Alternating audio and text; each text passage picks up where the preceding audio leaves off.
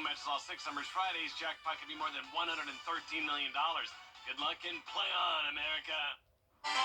Cold January days sticking around, especially as we go into next week. It will be well below normal, and yes, we do have another chance of some winter weather. I will have the latest on your forecast coming up. Right now on News Channel 6 and 11, it's the first day of the South Carolina legislative session. What's on the agenda for 2025? Also ahead, local school boards talking about opting out of a measure that impacts your property tax bill. And counting the local homeless population, how you can help counties provide services for people out in the cold. As your news at 11 starts now. Live from Television Park, this is WJBF News Channel 6 at 11. Good evening, everybody. I'm Brad Means. Thanks for joining us. We're going to begin with a developing story out of Grovetown where crews are looking into a possible shooting. Columbia County Dispatch tells us first responders got the call to an apartment complex at Joyner Crossing in Grovetown. That was late this afternoon. There were reports that there was a gunshot victim. Details limited right now, but keep it on News Channel 6 for more on this developing story if and when it comes in. Now, coverage you can count on continuing with lawmakers back to work in South Carolina.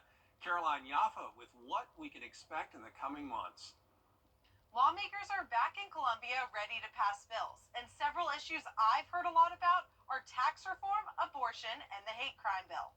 Lawmakers were back in the chambers for the first time in 2025, and several groups, including the Black Caucus, Family Caucus, and the House Minority Caucus, met early to discuss their agendas for the year. While Republicans said a main focus will be tax reform, Democrats will focus on hate crimes. Hate crime has been the number one priority for several years, and we're not going to let that go this year.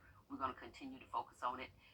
We believe that it is an embarrassment that we're the only state, one of maybe two, that do not have a hate crime law. We have a problem with our neighboring states in that they are continuing to reduce taxes below our level.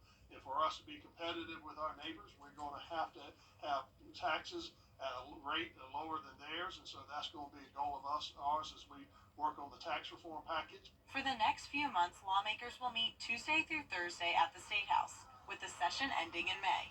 In Columbia, I'm Caroline Jaffa. All state leaders highlighting Georgia's top legislative priorities at the annual Eggs and Issues breakfast in Atlanta. Governor Brian Kemp says he wants to tackle tort reform and get rid of unnecessary lawsuits. He says they just drive up insurance costs. Also on the agenda, making housing more affordable, creating the next generation of skilled workers, too. We're not only focused on developing our workforce. Through our Rural Workforce Housing Initiative, we also continue to work with our local partners and communities across the state to support their efforts in ensuring that this growing workforce can live in the same community where our industry partners are creating these good-paying jobs. Governor Kemp set to outline his full budget priorities on Thursday in his annual State of the State address. It is time now for our first check of the weather. Before that, we want to check in with our chief meteorologist, Jenna Petracci. Well, it's a nice night. We do have a little bit of cloud cover.